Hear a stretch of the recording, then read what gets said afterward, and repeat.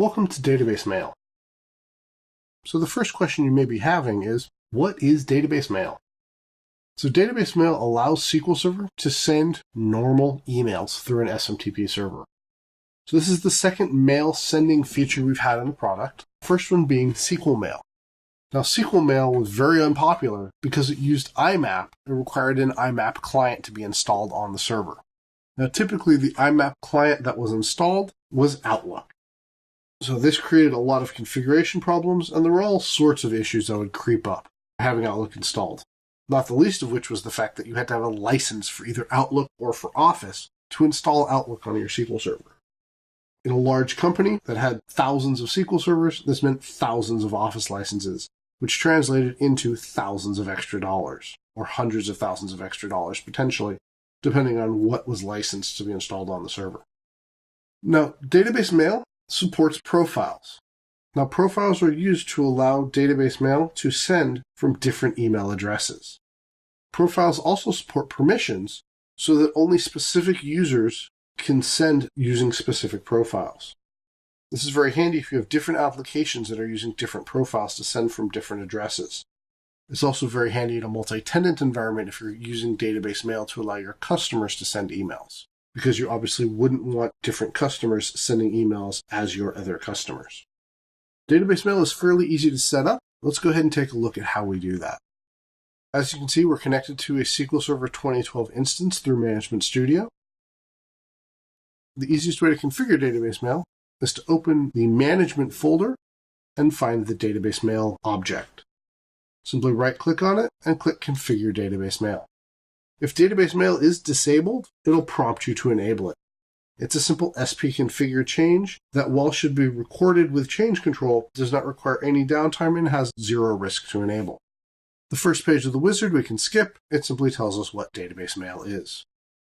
First thing we're going to do is we're going to set up Database Mail by performing the following tasks. We're going to create a new email profile and specify its SMTP account. We're going to specify the profile security, and then we're going to configure system parameters as necessary. Once it's configured, we can manage the Database Mail accounts and profiles, manage the security, and view or change system parameters. Let's go ahead and click Next, and we're going to give our profile a name. We're just going to call it Sample. We can then specify multiple SMTP accounts. For the account name, we're going to call this one Primary. In the email address line, we specify the email address that we want to send as. If this is going to be used for system messages, then we're going to set it up typically as the name of the server. So in this case, it would be captainmao@bacon.local. The display name, I typically put the name of the server. Although if it's a service name or an application name that's going to be sending these emails, and those emails are going to go to end users, even if they're internal, we may want to set the display name to be the name of the application we're working with. If we need a reply to email address that's different from the from email address, we can specify it in the next field. In the server name field, we specify the server name we're going to use to send our emails. So in the case of this environment, that'll be smtp.bacon.local. You would set the email address and the server name based on your requirements. You can specify if SSL is required, and if authentication is required, using either basic authentication with a username and password that you provide, or if you're using Windows authentication. If you're using a service like an Exchange server, you would use Windows authentication typically. If you're using a service like Gmail or Hotmail or Outlook.com, you would select basic authentication and specify the username and password for that service. We can then click OK. We can select multiple accounts for this profile. What these multiple accounts will do is allow Database Mail to fail over from the first one to the second one if the first one's not available for some reason. If you're connecting to an Exchange server, this might make sense. If you're connecting to something like Gmail, there's no point in doing this because Gmail is going to have lots of servers behind a load balancer, so you're always going to get a response from a machine. We click Next, and this gives us the security for this specific profile. We can make the profile public, or we can make it the default profile as well. If it's public, any member of the server can use it. If it's private, only users that have permissions to it can use it. If it's the default profile, if you run the stored procedure to send mail through database mail without specifying the profile name, whatever profile is the default profile is going to be the profile used. The default profile must be public as part of its definition. On the Private Profiles tab, we can see specific users listed here in the username dropdown, and then we can see if they have access to this profile or not. So for example, if the reporting services service needed access to this profile, we could select the account that runs the report server service, click the access checkbox, and give that service access to this mail profile. We can click next, and that'll get us the system parameters for this instance of SQL Server and database mail.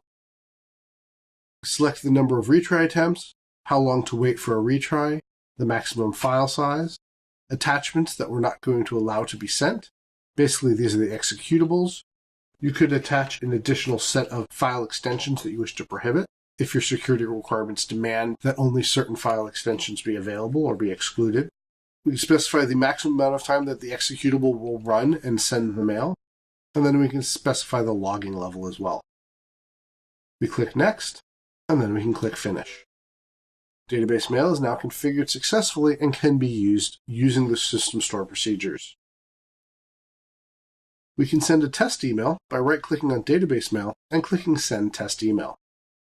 We simply specify an email address that we're going to use, we specify a subject, and a body that we want to use.